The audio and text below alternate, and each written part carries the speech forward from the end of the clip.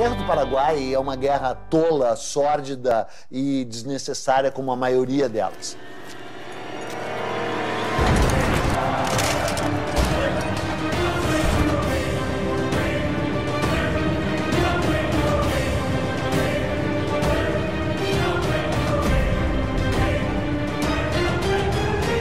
Uma guerra, a primeira vítima é a verdade. Porque a historiografia brasileira a respeito da Guerra do Paraguai era muito vagabunda, praticamente não existia. This is the most devastating war in post-colonial South American history. Aquilo foi um genocídio. Nós não tivemos o genocídio como intenção, mas nós tivemos o genocídio como efeito.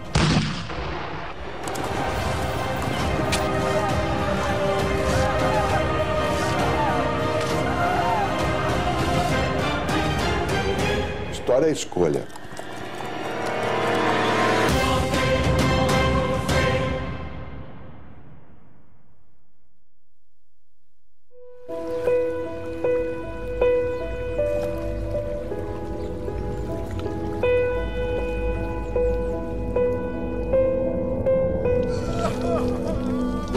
Depois de 40 anos independente de Portugal, o Brasil é um gigante.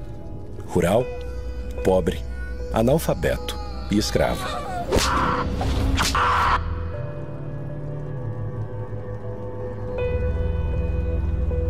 Um país escravocrata, um país selvagem, analfabeto, de hábitos toscos. O país tem escravos, tem muita aristocracia. Um país com uma dependência, uma pobreza muito forte, com condições de saúde pública inexistentes e sem escola. É que tem aquela tese de que o Brasil tem uma história mansa e pacífica, né? Que o Brasil é a terra do homem cordial.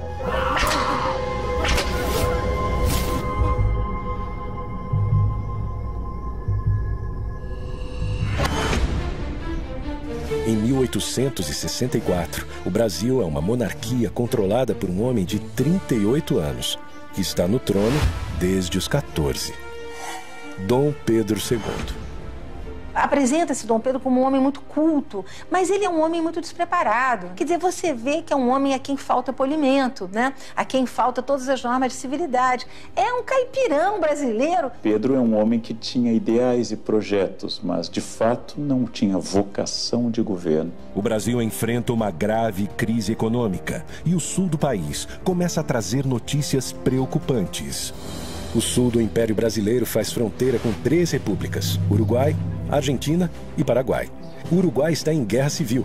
Brasil e Argentina se unem para colocar o uruguaio Venâncio Flores no poder, beneficiando os comerciantes de Buenos Aires e os fazendeiros gaúchos. Só que bloqueando a saída do Paraguai para o mar. Dejaba prácticamente sin chances al Paraguay en el sentido de poder contactar con el mundo exterior, recibir aprovisionamiento, Which would simply straddle our exports. Com esse novo cenário, o Paraguai, para usar a Bacia do Prata, precisa negociar com as 2 maiores potências da região. Paraguay o estaba con Argentina contra Brasil o con Brasil en contra Argentina, pero nunca al mismo tiempo con las 2 potencias mayores de la región. O Paraguai é governado por um também jovem de 32 anos, Francisco Solano Lopes.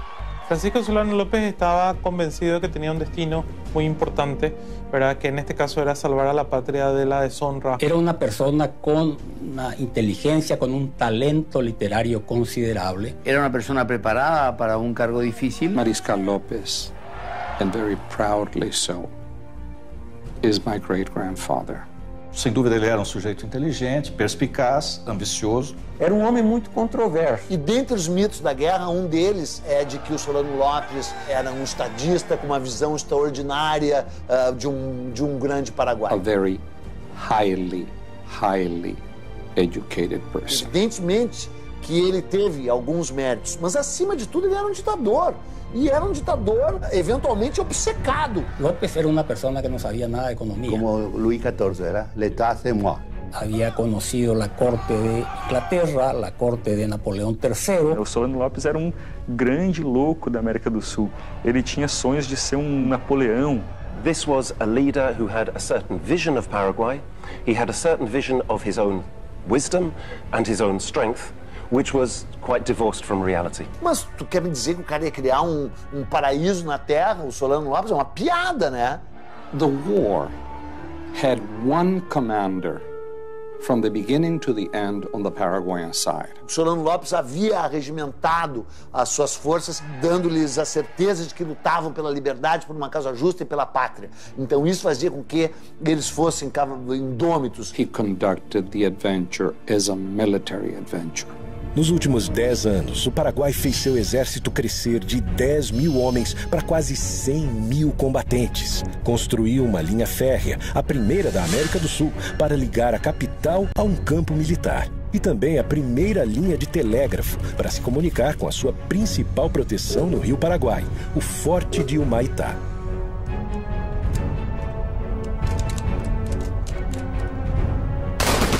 Porque tuvo todo el poder en sus manos y no midió exactamente sus limitaciones. Antes de atacar, Solano Lopes tenta conversar com o Brasil. He sends a letter off to Dom Pedro and asks Dom Pedro to honor his agreement. Mas Dom Pedro II não responde à carta que Solano Lopes envia. That is when Paraguay is forced to take action.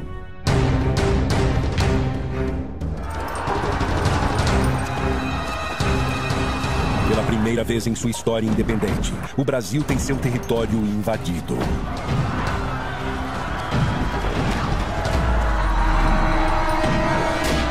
Através do Rio Paraguai, os soldados invadem Corumbá, no Mato Grosso.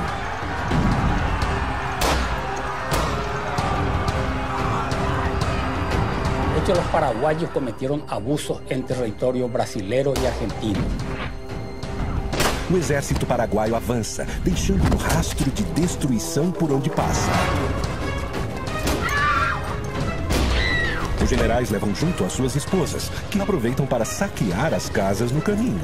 Os invasores paraguaios de Mato Grosso saquearam, levaram a população civil forçada para Assunção, porque o Mato Grosso estava indefeso. Você não tinha força do exército Mato Grosso.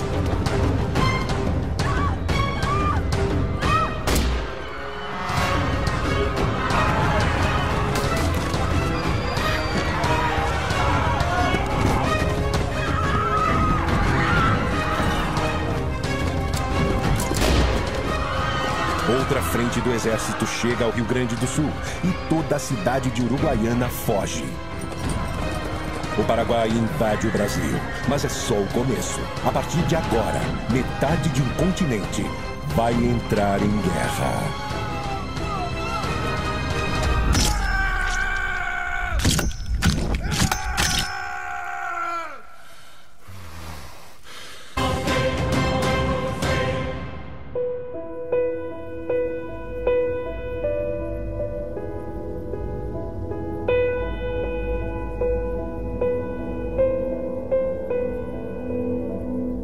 Pressionado pelas tensões políticas do Rio da Prata, Solano Lopes está em guerra com o Brasil. Em 12 de novembro, ele sequestrou o governador do Mato Grosso que passava pelo Rio Paraguai. E no final de dezembro, invadiu, saqueou e dominou cidades do Mato Grosso e do Rio Grande do Sul.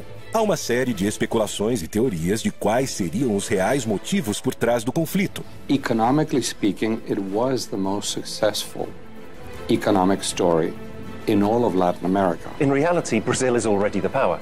In terms of population, in terms of economy, in terms of resources, Brazil is the power. There was no balance of power. A mí me parece que Paraguay era un mal ejemplo y era un lugar donde no entraban. A história mais maluca de todas da Guerra do Paraguai é esse mito de que o Paraguai era uma potência em crescimento.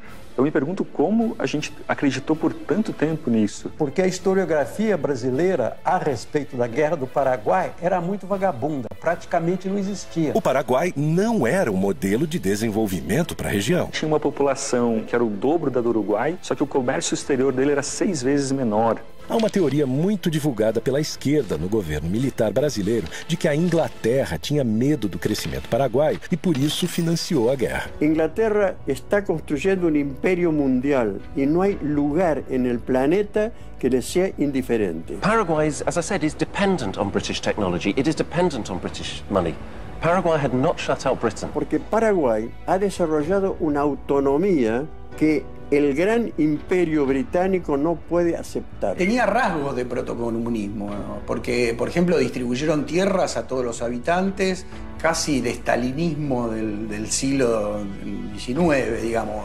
Allí donde hay la posibilidad de crear un mercado para las mercaderias que fabrica la Revolución Industrial. O mercado consumidor paraguaio não existia. A população não tinha poder aquisitivo, não existia um mercado consumidor. Segundo, mesmo que existisse, qual a lógica de você fazer uma guerra para abrir o mercado consumidor e destruir esse mercado? Não tem lógica. Appetite for some of the wealth that Paraguay had. Isso é ridículo porque o Paraguai não estava se industrializando, não tinha indústria pesada, não tinha nem indústria leve, quer dizer, não tinha indústria. Ponto. A arrecadação anual do Paraguai era de menos de 1 milhão de libras esterlinas. Brasil, Argentina e Uruguai juntos arrecadavam mais de 50 milhões. Argentina had an economy that was dependent on loans, and Brazil had an economy that was dependent on slavery. El imperio brasilero era esclavista, en la República Paraguay también era esclavista. Solo que había menos esclavos en el Paraguay, un porcentaje menor de la población.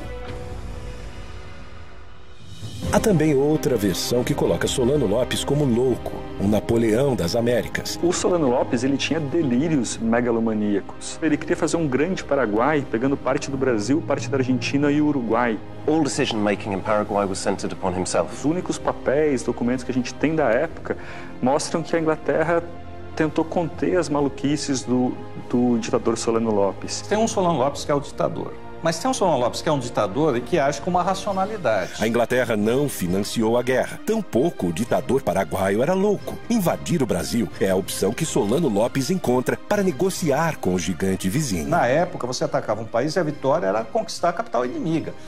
Obviamente, era inviável ao Paraguai conquistar o Rio de Janeiro. Solano Lopes manda seu exército tomar o sul do Mato Grosso, região que quer anexar ao território paraguaio, e o Rio Grande do Sul, para chegar até o Uruguai. Assim, ele tem mais força para negociar com Dom Pedro II e restabelecer a sua saída para o mar. Se ele não invadisse o Brasil, ele não teria causado a guerra. Só que Dom Pedro II não se rende e, em vez de negociar com Lopes, procura Bartolomeu Mitre, presidente da Argentina, e Venâncio Flores, presidente que colocou no poder no Uruguai, e forma, em 1º de maio de 1865, a Tríplice Aliança entre Brasil, Argentina e Uruguai. La Triple Alianza no quería saber absolutamente nada. Había que liquidar a Solano y lo que él representaba.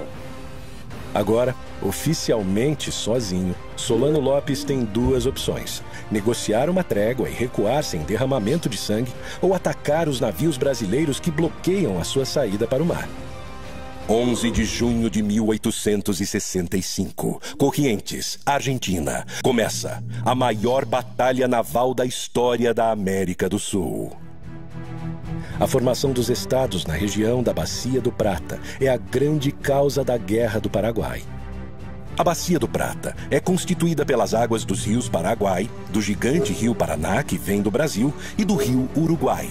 O grande problema de Solano Lopes nesse momento é que os navios brasileiros comandados pelo almirante Barroso bloqueiam sua saída para o mar, o que causará a morte econômica do Paraguai. Então o Paraguai vai ser um prisioneiro geopolítico do Porto de Buenos Aires, aliás, até avançado o século XX. A esquadra brasileira protege o Rio Paraná com 9 navios de guerra, totalizando 58 canhões e 2.000 homens. O Paraguai só tem um navio de guerra, mas improvisa e adapta outros 8 navios mercantes com bocas de fogo. Lopes conta ainda com 6 balsas chamadas de chatas. O formato dessas embarcações é uma vantagem, pois os canhões ficam no mesmo nível do rio e fora do alcance da artilharia brasileira. Foi mesmo um jogo de xadrez aquático ali, que o Paraguai fez a aposta errada e foi uma guinada nos rumos da guerra, né? 9 navios brasileiros na margem do Riachuelo. 9 navios paraguaios se preparam para a emboscada. O Paraguai prepara canhões na margem do rio e a ordem de Solano Lopes é que seus soldados invadam os navios e capturem a esquadra brasileira para o Paraguai. O Paraguai tinha que acertar 100% e o Brasil errar 100%. Então os navios estavam imobilizados, não tinha como se mover e boa parte da tripulação estava dormindo.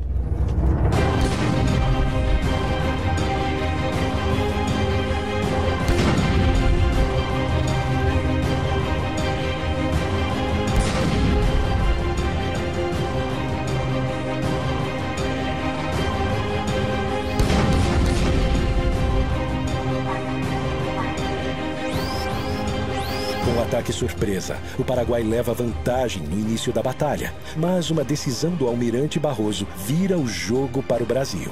Inspirado pelo Ariete, uma antiga máquina de guerra usada para romper muralhas e fortalezas, Barroso aproveita as embarcações brasileiras revestidas de aço para estraçalhar a esquadra inimiga. Ele parte para cima dos vapores paraguaios e muda o rumo da batalha.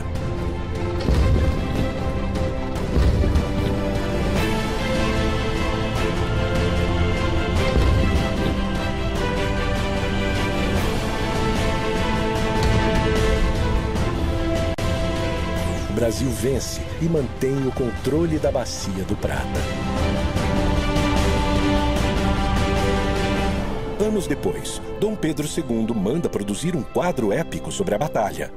E embora o quadro seja maravilhoso, ele cheira mofo historiograficamente falando, né? Não foi assim que as coisas se passaram ali. Toda a história é fabricada. O Dom Pedro espertamente tentou fabricar a história brasileira, a sua versão oficial, que a gente continua acreditando até hoje, né? Saldo da Batalha do Riachuelo. O Paraguai tem 4 navios e 6 chatas afundadas e cerca de 300 mortos em combate. O Brasil tem 1 navio afundado e perde 100 homens. Os aliados mantêm o controle na Bacia do Prata e Solano está acuado em seu território. Solano começa a perder o controle da situação.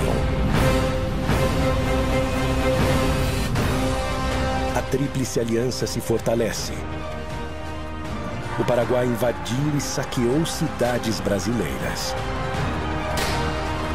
E Dom Pedro II vai pessoalmente a Uruguaiana. Nadie, y mucho menos Pedro II, admitía de que la paz se hiciera sin una humillación afrentosa hacia López. Solano Lopes, que agiu traiçoeiramente, ainda vai ser premiado ficando no poder depois de tudo. Não há mais volta. Dom Pedro II quer vingança.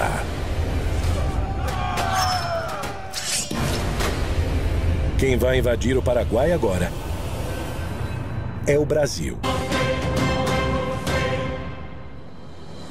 Para completar o exército brasileiro, Dom Pedro II cria a campanha Voluntários da Pátria, homens que se alistam para lutar no Paraguai. Então, além de tudo, é uma guerra lutada por ex-escravos, escravos libertos, indígenas e voluntários da pátria, né? Porque voluntários da pátria é uma piada sensacional, né? O próprio imperador se nomeia voluntário da pátria número 1. Mas todos esperavam que fosse uma guerra como tinha sido sempre, né? Durava alguns meses e aí acabava. Quando a guerra se estendeu, as condições difíceis, não tinha perspectiva de fim. Então aí realmente a resistência à guerra foi muito grande. E esses soldados iam sem nenhuma preparação. Iam para a guerra assim como bucha de canhão, porque eram muitos, podiam morrer. Quem queria ir a uma guerra que no significa nada, que nunca escuchó hablar de algo que se llama Paraguay, hay que colocarse en la mentalidad del pueblo de aquella época. Es lo que se llamaba, en castellano se llama carne de cañón. Que muitos desses voluntários da pátria não eram exatamente voluntários, vinham agrilhoados, né? Vinham presos e aí eram apresentados como voluntários da pátria. Muitos dos cativos eram vendidos para substituir o branco que não queria ir lutar. Quer dizer, no momento que você pudesse comprar um escravo que fosse lutar no seu lugar, estava bem representado. Se você manda um escravo para a guerra, não é preciso dizer como é que o escravo era tratado no Brasil. Qual é a disposição que esse escravo tem em morrer pelo Brasil? Na Argentina, um problema ainda mais grave. Os governantes de Buenos Aires ordenam a toda a população pobre que entre na guerra. En la resistencia del pueblo argentino a ir a la guerra del Paraguay, murió más gente aquí adentro que en el frente de batalla. A população das províncias mais afastadas se nega a ir lutar em nome do povo argentino. En ese momento histórico, no se puede hablar de pueblo argentino. Se puede hablar de diferentes identidades regionales, sanjuaninos, mendocinos, entrerrianos, etc. Porque no existe la conciencia nacional. De hecho, muchos hijos de hombres notables y de la burguesía se enrolaron. El hijo de Sarmiento, que era el vicepresidente, se enroló a los 21 años, murió en Curupaití. Sarmiento odiaba a los paraguayos y tuvo expresiones terribles, como exterminar ese pueblo. Creo que la guerra de la Triple Alianza no le hizo ningún bien a la Argentina, que más bien la cargó de vergüenza. 16 de abril de 1866. Com uma grande maioria de brasileiros, o exército aliado pisa em território paraguaio.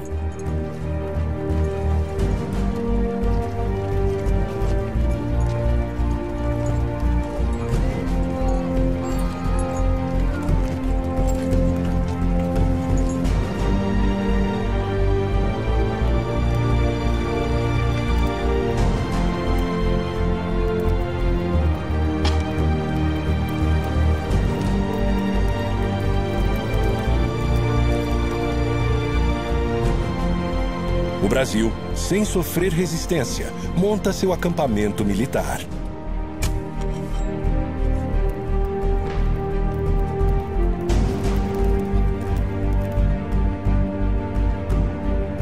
Comerciantes e mulheres acompanham a tropa oferecendo todo tipo de serviço.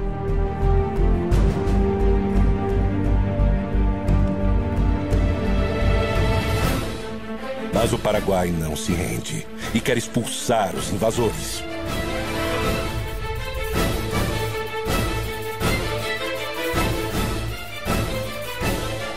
É fundamental em qualquer operação militar, seja no século XIX ou hoje, você conhecer o terreno que você vai agir.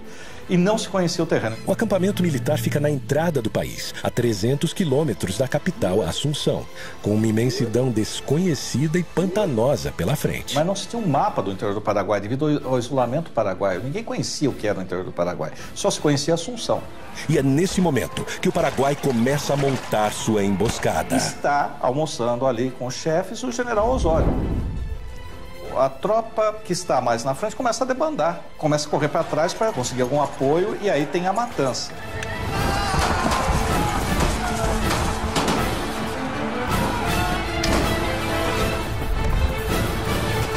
24 de maio de 1866. Os paraguaios invadem o acampamento brasileiro. E tem início a maior batalha da Guerra do Paraguai, a Batalha de Tuiuti.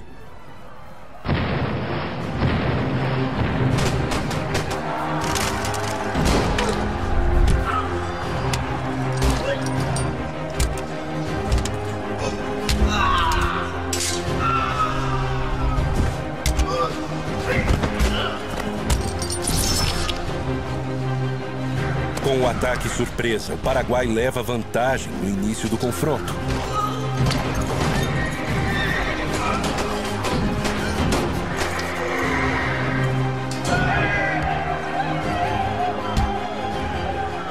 Solano Lopes manda 3 tropas atacarem simultaneamente, uma frontal e 2 pelos flancos. E o Osório, que tinha essa capacidade de liderança, era muito admirado pela tropa. Ele está sobre um cavalo em meio a nuvens de fumaça, em meio a barulho de explosões, a gritos, a gente morrendo. Ele consegue mobilizar, mandar um batalhão para cá, outro batalhão para lá, com a visão militar, ou seja, esse batalhão vai e vai ser sacrificado. Ou seja, quase todos vão morrer. Agora, por que esse batalhão vai? Porque confia nele, confia na liderança militar.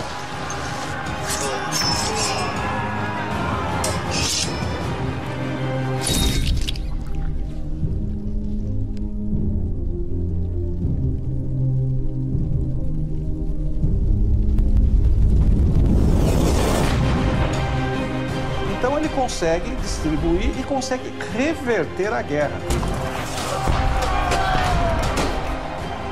Que o centro da resistência aliada vai ser os canhões da artilharia que estão colocados um pouco à frente do quartel-general.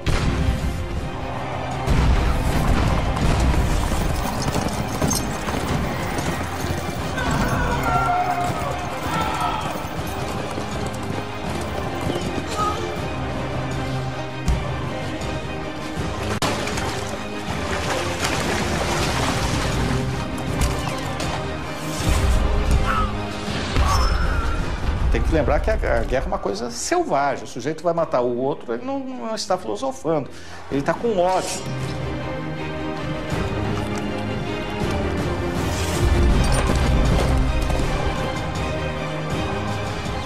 mas ali morrendo no charco, morrendo no pântano, chafurdando, literalmente chafurdando, estavam povos e etnias que não tinham nada a ver com aquilo diretamente.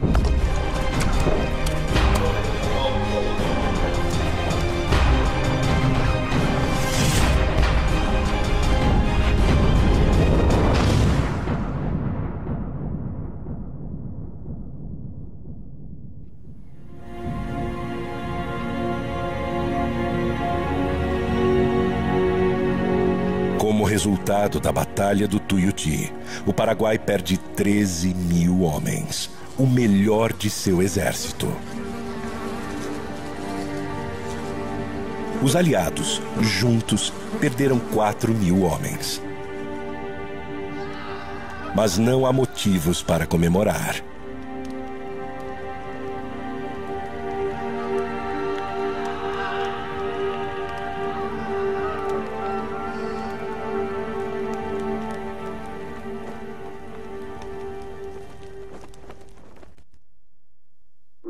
Setembro de 1866.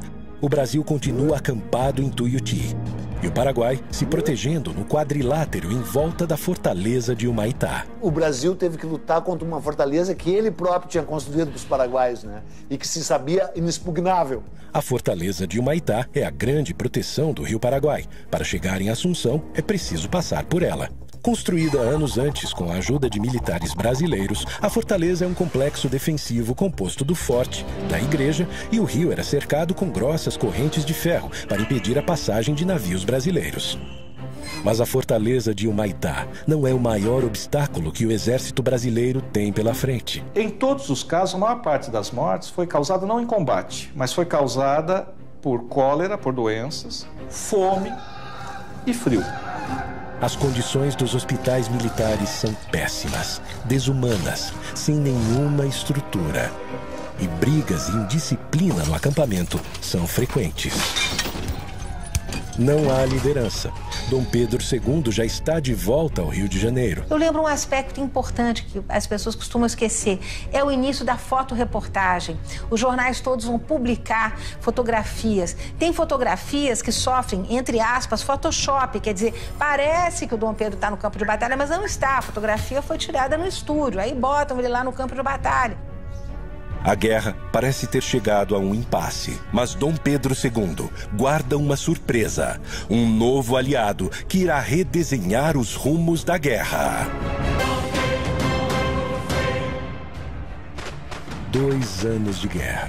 O Brasil continua preso em seu acampamento e o Paraguai se fortalecendo em Humaitá. As condições do exército estão lastimáveis.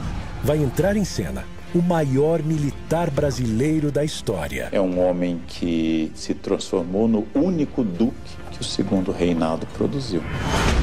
Duque de Caxias. E aí ele chega para pôr ordem na casa. E a primeira coisa que ele tem que fazer é restabelecer a disciplina. Por exemplo, os hospitais estão lotados, mas todos estão feridos. Aí ele descobre que 1/3 que está lá está simulando doenças.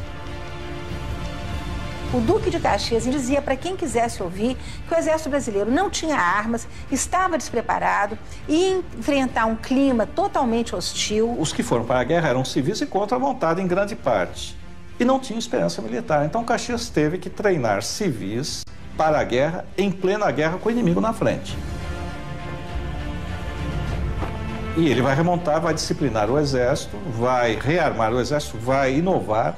Para observar as posições paraguaias, Caxias manda trazer dos Estados Unidos balões de observação usados na recém-acabada Guerra Civil Americana. E o projeto mais ousado de todos, usando prisioneiros paraguaios, ele improvisa uma locomotiva e um trilho de 25 quilômetros de extensão para auxiliar na logística da guerra.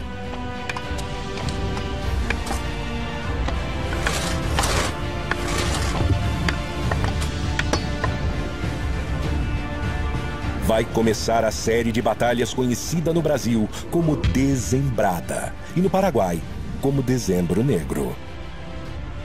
Caxias precisa tomar Assunção e para isso conta com 20 mil brasileiros e 5 mil argentinos. O Paraguai protege a capital com 5 mil homens. A esquadra brasileira derruba a fortaleza de Humaitá. Foi uma batalha terrível por uma fortificação que a engenharia militar brasileira cedeu ao Paraguai anos antes, já naquele barril de pólvora que era aquela bacia do Prata inteira ali, né? Às margens do rio Itororó, a primeira batalha que o Paraguai resiste bravamente. Quem ataca nessa guerra até um determinado momento leva desvantagem. Porque o terreno não era favorável ao ataque, era favorável à defesa. 5 dias depois, Caxias avança sobre o rio Havaí, numa batalha épica, retratada posteriormente por Pedro Américo. Por fim, em Lomas Valentinas, Caxias destrói o que resta do exército paraguaio. Depois de um tempo, virou a Guerra do Brasil contra o Paraguai. E o Brasil a manteve deliberadamente. 1º de janeiro de 1869. Caxias toma a capital Assunção. Mas a cada investida de Caxias, Solano foge, montando acampamento com seus filhos e sua esposa, Elisa Lynch. A irlandesa Elisa Lynch é a primeira dama do Paraguai. Ela acompanha Solano Lopes em quase todos os momentos da guerra. Ajuda com suas habilidades de enfermagem, mas não abre mão do seu luxo, nem nos acampamentos militares. Se conhecia o arte do buen vivir, a frivolidade, as expressões estético-culturais, etc. Solano a conheceu 10 anos antes da guerra, na agitada vida noturna de Paris.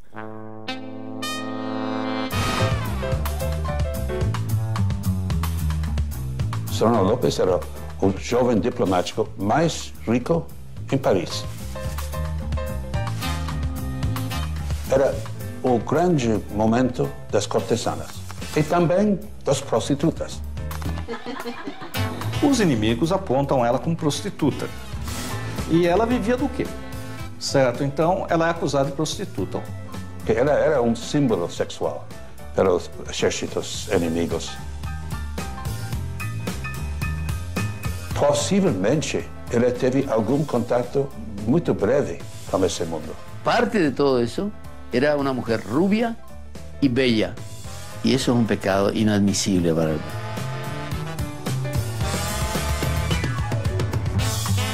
Até onde a gente sabe, Solano Lopes não teve uma relação de fidelidade com ela, não foi uma relação de monogamia. Num primeiro momento, talvez ela fique interessada por ele, pelo exotismo, mas num segundo momento eu acho que realmente ela se apaixona por ele e realmente é uma relação real, certo? Não é uma relação por interesses monetários, embora ela tenha saído rica dessa relação. Anos depois da guerra, Elisa escreve um manifesto onde se defende das acusações sobre o seu passado. Durante largo tempo, quedé en profundo silencio, aunque mi nombre ha sido explotado durante años por ciertas personas que me tenían como un prototipo de la prostitución y del escándalo, como si fuera una bestia humana que se complace y se deleita con el exterminio de una sociedad. No mesmo manifesto, ela faz uma lista e reivindica a posse das terras que comprou enquanto primeira-dama. Só não explica com que dinheiro conseguiu comprar quase todo o Paraguai. Ela acabou sendo, em nossa opinião, a proprietária da terra maior do planeta. Todo o poder e terras de Elisa Lynch vem das mãos de seu marido. A grande maioria delas é adquirida nesse período em que a guerra já está praticamente decidida. Que sentido tinha seguir a guerra depois de 1868? Depois de 68 ele não vai ganhar, ele perdeu. Ele podia negociar a derrota. En 1868 la guerra estaba perdida, absolutamente perdida. Una guerra que obviamente ya para esa altura ya estaba perdida. Y cuando ya no había razones para seguir resistiendo, ¿para qué resistir? Solano Lopes dá ordens para que as cidades paraguaias sejam abandonadas à medida em que o exército inimigo avança. Assim, ele pretende evitar a vingança brasileira e um massacre ainda maior. Ele dá ordens da população civil sair, para os aliados não terem acesso a comida, a apoio, a informações. Só que essa população civil tem que sair, são basicamente o quê? Mulheres e crianças. Tem que sair forçadas, sem meio de transporte, sem comidas. Resultado, você tem uma mortandade da população civil que não tinha mais sentido militar. A destruição do Paraguai é feita pelos aliados? Evidentemente é feita pelos aliados, que estão avançando. Mas por que estão avançando? Porque o outro lado, que sabe que não pode ganhar a guerra, não quer se render. O povo paraguaio apoyaba Solano López. El hecho de que la familia López no era tan terrible está en la manera como el pueblo paraguayo acompañó a López hasta el último momento. Claro que o conceito de patriotismo é muito relativo e cada sociedade constrói os seus padrões. Mas, estritamente falando, não tinha mais sentido militar nenhum você manter essa população fugindo, se retirando, sendo vítima da guerra. No rational leader would take on almost half the continent in a war. Solano López no podía tener un concepto bien delimitado, bien claro de la realidad. O Solano López estava bebendo demais, virou muito cruel. E não cabe dúvida, ele fez coisas que eram horríveis. Então ele mandou, por exemplo, prender a mãe, as irmãs, matou um irmão sob tortura, o outro morreu por exaustão física devido à perseguição dele, matou dezenas de pessoas. É a onipotência, a arrogância e o desprezo pela vida das pessoas que estão subordinadas a eles. Eu acho que, nesse sentido, Solano López é igual a Stalin, que é igual a Hitler. Janeiro de 1869. Com a capital tomada, o Paraguai não representa mais perigo aos aliados da região do Prata. E para Caxias, é o fim da guerra. Tem uma frase do Caxias que diz que ele não era coveiro. Para vencer a guerra do Paraguai, como se pretendia, teria que matar o último paraguaio no ventre da sua mãe. Ele se recusou a fazer esse papel. Mas Dom Pedro II está obcecado atrás de Solano López. From that point on, it was a war of vengeance against o Mariscal López. Sem Caxias, o comando vai para o seu genro, o francês Conde D. Nesse conflito, ficou claro o quão violento e eventualmente sanguinário até o Brasil pode ser. Enquanto continua sua fuga, Solano López usa o que sobrou da população para retardar o avanço brasileiro. Cumprindo ordens de Solano, o general Cabaleiro comanda crianças para lutar com o exército inimigo. Teve um grau de crueldade e violência do exército brasileiro, né, desmedido.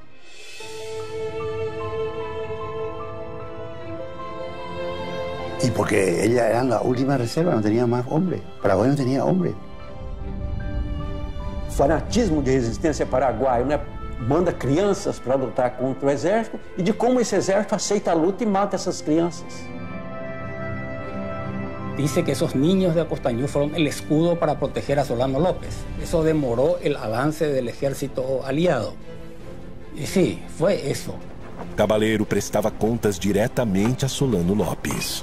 As crianças, 12, 13, 14 anos, no meio do mato, estavam com barbas postiças para parecer adultos para amedrontar a tropa que vinha, que era uma tropa basicamente brasileira. Es una situación de locura generalizada, solo atribuible a este tipo de guerras, ¿no?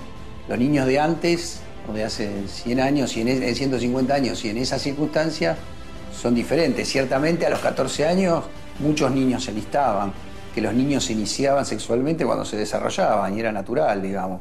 16 de agosto de 1869, a última grande batalha da Guerra do Paraguai. A Batalha de Acostañú. 4.000 homens do exército brasileiro massacraram cerca de 200 mulheres e crianças. Então, quando a tropa chega em cima, é uma tropa que está lutando há 4 anos e meio. Chega sobre essas pessoas, não dá tempo de saber se era criança ou não, e quando sabe que é criança, já está envolvido e aí é a matança. En la guerra se aplicó una crueldad inútil para niños indefensos y además de indefensos, absolutamente desnutridos, casi en estado de inanición. Quem envia crianças para uma guerra contra soldados profissionais, o que pode ocorrer? Agora, no momento em que ele está ali, ou a tropa de infantaria chega e olha e vê uma criança que não tem condições de erguer um rifle, também não deveria atirar. O Solano colocou crianças na linha de frente para retardar o avanço brasileiro. O Conde D avançou sobre crianças, e matou mulheres, matou velhos. En realidad, los niños no fueron a la guerra vino hasta los niños.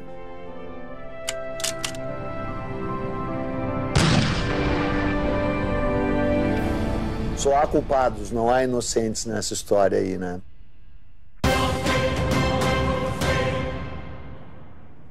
Brasil queria garantir a sua navegação nos rios do Prata.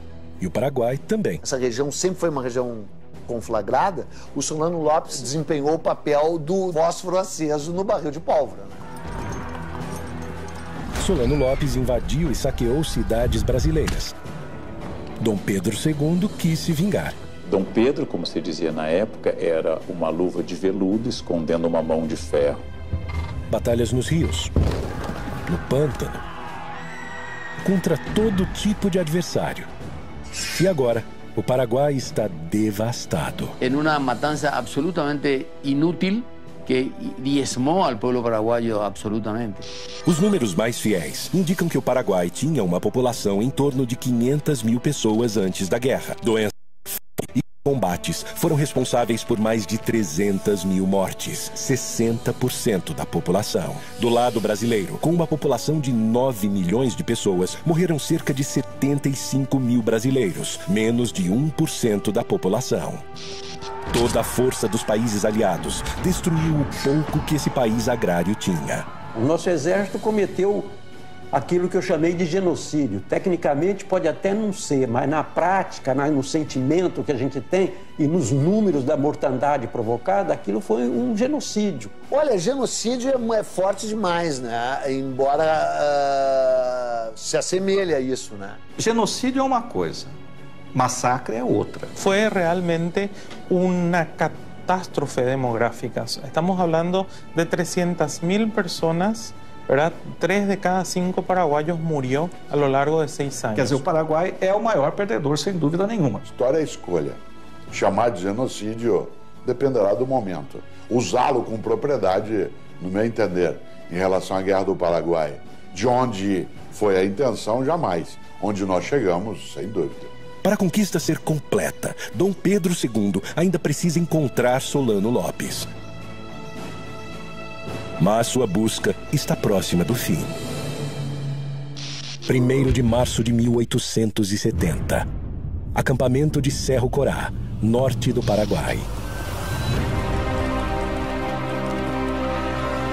Porque a ordem que o imperador tinha dado e o objetivo da guerra não era matar o Solano Lopes, era retirá-lo do poder. In a very macabre scenario on the battlefield of Cerro Corá.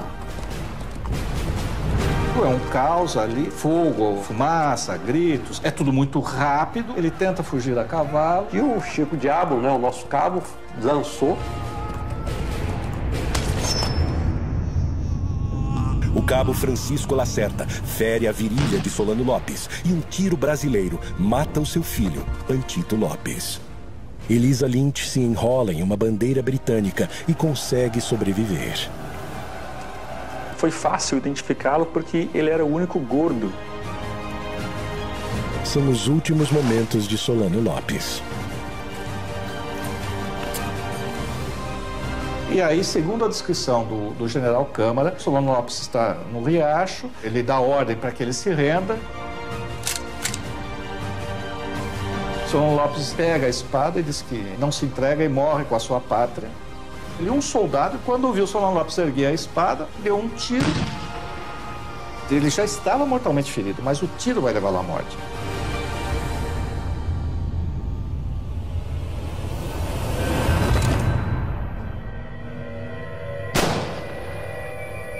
Um verdadeiro patriota leva a sua pátria ao fim. Faltava perguntar se a pátria queria morrer com ele. E chega ao fim a Guerra do Paraguai. General Câmara leva a honra de capturar o ditador. Também leva a irmã de Solano Lopes e tem com ela uma filha. General Bernardino Cabaleiro agora se alia aos brasileiros, passa um tempo morando no Rio de Janeiro e volta para ser presidente do Paraguai, fundador do Partido Colorado, o mesmo partido que em 2015 governa o Paraguai.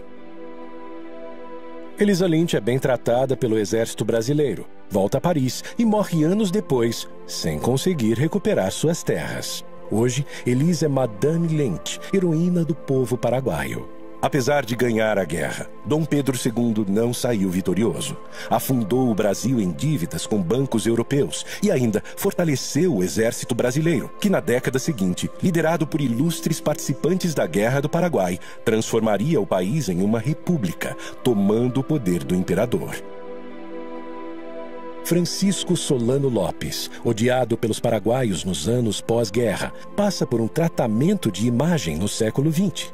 E hoje é o grande herói nacional, enterrado em um panteão dos heróis em Assunção. Lo que hicieron con Paraguay fue transformarlo en un país más pobre, más destruido, digamos, lo liquidaron a Paraguay. Todos perdieron finalmente, todos calcularon mal. It's time to be honest with our past and sincere with our own history. Es un golpe muy serio para la monarquía brasilera, que reveló una gran ineficacia en el manejo militar. The responsibility rests with successive Brazilian governments. É uma página sórdida da história do exército brasileiro. Não foi uma guerra em defesa da liberdade, não foi uma guerra para salvar a honra do Brasil. Os nossos soldados não foram heróis. Brasil, Argentina, Uruguai e Paraguai resolveram com ódio e sangue inocente suas questões econômicas. Será que o tempo foi capaz de apagar todas as marcas?